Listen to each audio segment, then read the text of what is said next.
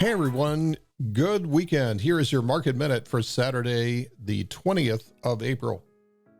All right, we're starting to get a little bit of panic into the markets as we've come off the all-time highs up at 52.64 on the SPX cash index, and everybody's wondering, where is the bottom? Where are we going to bottom out? Where is the bottom of this corrective move? Well, there's a number of techniques that I use, but the number one thing I'm looking for is what's called confluence. Now, confluence happens when you are able to stack up various edges against each other, and they add up to a much more robust support level. The first thing I'll usually do with situations like this is to understand where likely landing spots are through fib retracements. So if we draw from the bottom of this entire weekly swing to the top, you can see that we've got 23.6, 38.2, 50%, 61.8. The ones I'm most interested in are 38.2, 50%, and as far as 61.8. Now, speaking about confluence, what we can do is we can take the smaller swing of these two, which is the one from the beginning of the year, and draw this one up and then look for confluence once again. And what we're going to find is we're at a confluence point right now, but there's probably even a stronger one, which is at the 38.2 major and the 78.6 minor.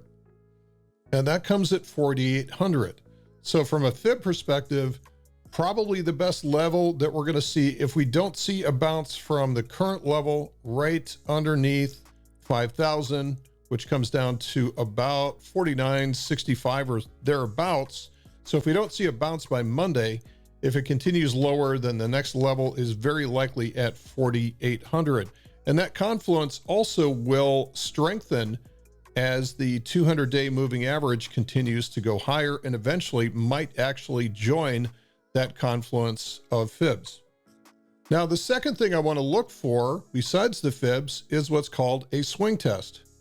Swing tests occur when we have something like this, the former highs from back in 2021 coming along and forming a relative high. Remember, the point of support is former resistance becomes new support. So a lot of times what we'll see, even during the day, is something which is resistance gets broken through and then gets retested from above as support. And so that's called a swing test, and that would occur at 4,800. So once again, we have more confluence now starting to pile up at the 4,800 level. Next thing I want to look at, and I've moved over to TradingView because I like how they present this, but this is called volume profile.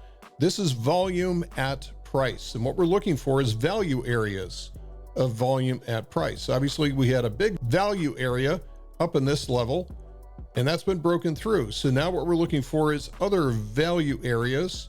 Now, this is not going to map out perfectly to the price of the SPX because of the way that they incorporate dividends and so forth, but we're going to be looking for, once again, this big value area down here, which is just underneath 480, which maps out to 4,800. So we're starting to see the same things again and again.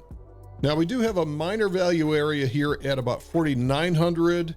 So we might see some type of reaction at 4,900, but I would expect to see a major reaction if the price is able to get down to 4,800 on the full S&P.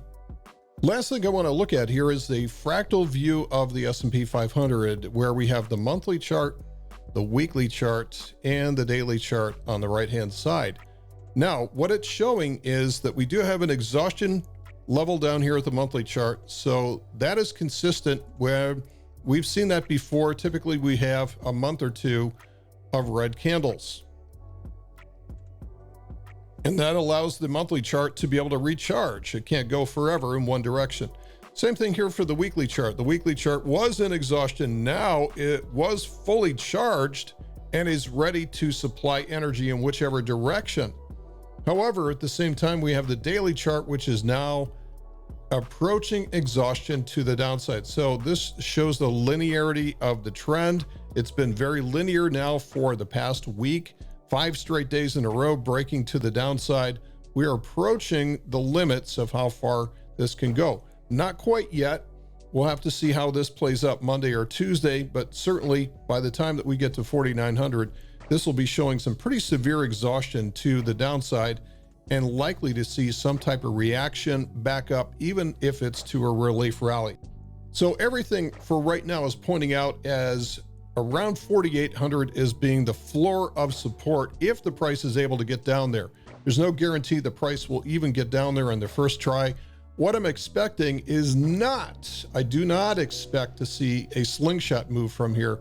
What I am expecting to see would be some type of bottom, short-term bottom, whether it's at 4,900, maybe a stretch to get down to 4,800 on the first try. That would be extreme, but irrespective of how it gets there, probably setting up a complex move with a lower high and a lower low to finish off this corrective move, probably sometime into either the latter part of May, early June, before we're set up for a possible summer move. We'll see if that is in the works for things. Remember that reversals start from the inside out and they propagate higher. For this to move into a monthly downtrend, there's a lot of things that have to happen first. We have to put in a lower high in the monthly chart, lower low, and then we have to rally up to a monthly lower high, lower low before this is going to release. So understand that this is very, very, very early into the corrective process. So don't panic. Look to buy weakness, look to sell early strength, and we'll get through this thing in the next couple of months. Thanks for listening. We'll catch you in the next Market Minute.